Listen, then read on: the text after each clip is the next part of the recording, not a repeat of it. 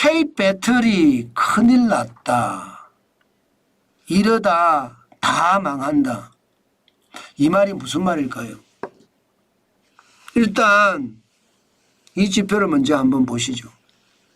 포스코 퓨처엠이 음극재를 만드는 회사인데 매출액이요 1년 사이에 반토막이 더 났습니다.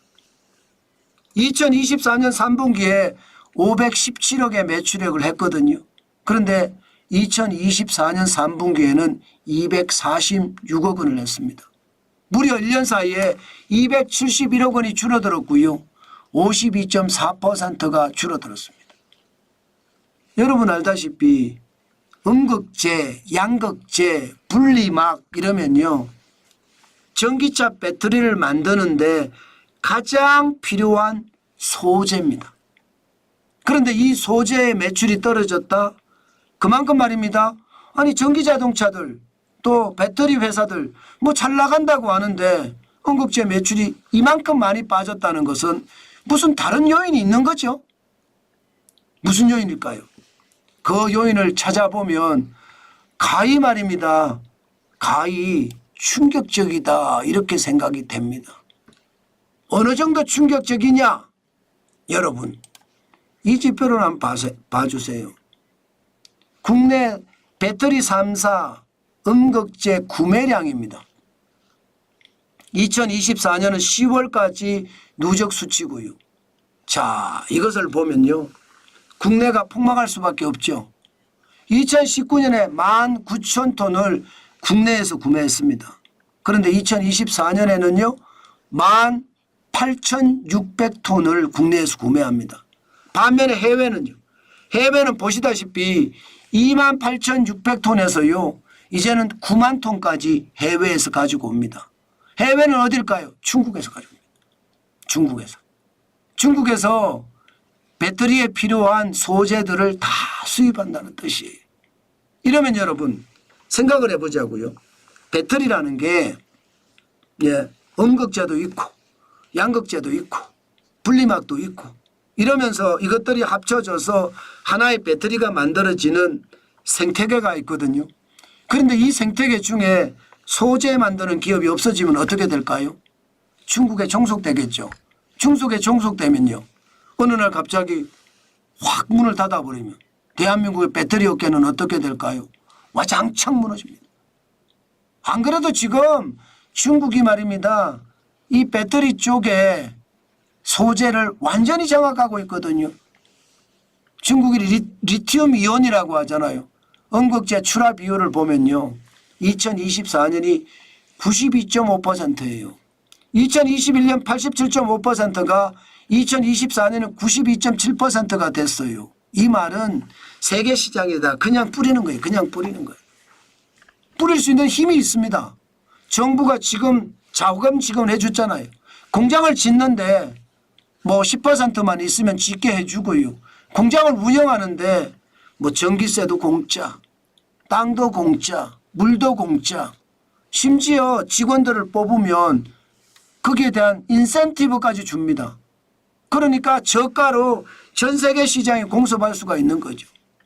자유무역 경제가 안 되는 거예요. 정부가 뒤에서 뒷배가 돼서 계속 지원을 하기 때문에 자유무역이 성사가 안 되는 겁니다. 그럼 우리나라는 어떻게 될까요? 우리나라는 폭삭 망하는 거죠. 지금 이대로라면. 사실 92.7% 이렇게 중국이 음극재 시장을 완전히 장악을 했잖아요. 여기에 포스코가 들어가 있습니다. 10대 기업 중에 하나로 들어가 있어요. 1등, 2등, 3등, 4등, 5등, 6등, 7등, 8등, 9등까지는 중국 업체예요. 10등이 포스코 퓨처엠입니다. 그런데 이것도 말입니다. 고사 직전이죠. 이제 이러다가 그냥 와르르 무너진다는 말이 거짓말이 아니라는 뜻입니다. 그런데 이게 말입니다. 소재 산업 아니면 부품 산업 여기가 무너지면 여러분 그 생태계가 박살날 수도 있습니다. 지금 현재까지는 지켜낼 수 있겠죠. 예를 들어 LG에너지솔루션이나 SK온이나 삼성 SDI가 전체 세계 시장에서 21.1%의 점유율을 가져가는 것, 뭐 충분히 가능하다고 생각합니다. 그러나 앞으로는요. 지금 CATL이 189.2기가와트시를 생산하면서 세계 시장의 점유율이 37.1%까지 늘었거든요. 비아드도 마찬가지입니다. 16.4%로 늘었어요. 83.9기가와트시를 생산하니까요. LG는요 12.1%로 줄었어요. 이제 굉장히 많이 줄었죠.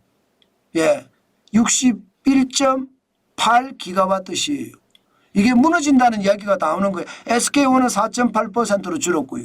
삼성 SDI는 4.2%로 줄어서 21.3기가와트시입니다.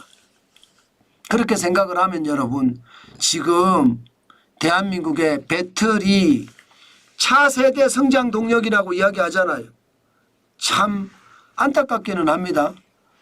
아직도 K배터리가 차세대 성장 동력이 돼 있다는 게 그 이후로 인공지능이든 아니면 뭐 다른 새로운 성장 동력을 찾았어야 되는데 찾지 못하고 벌써 제가 기자 시절에 전기 배터리가 신성장 동력이라고 했거든요.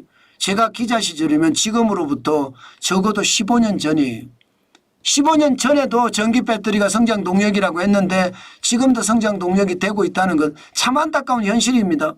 그러나 그 성장 동력마저도 지금 무너지게 생겼다. 그 말씀 여러분에게 드리고 싶습니다.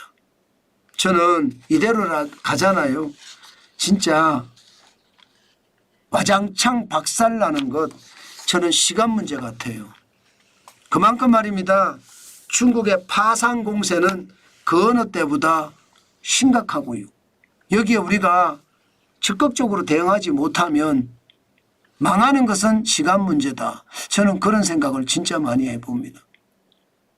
저는 여러분 중국의 부상은요.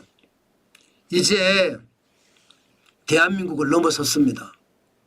이것은요. 대한민국 경제에도 악재 중에 악재지만 전체 대한민국 어떤 경쟁력에서는요. 이게 잘못하면 무너질 수 있는 그런 최악의 시나리오를 써갈 수 있습니다. 안 그래도 우리 경제가 어려운데 지금 우리 경제는 도대체 어떻게 해야 되나요?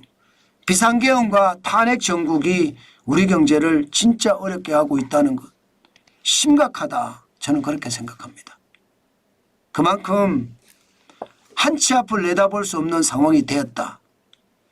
그렇게 말씀드릴 수 있을 것 같습니다.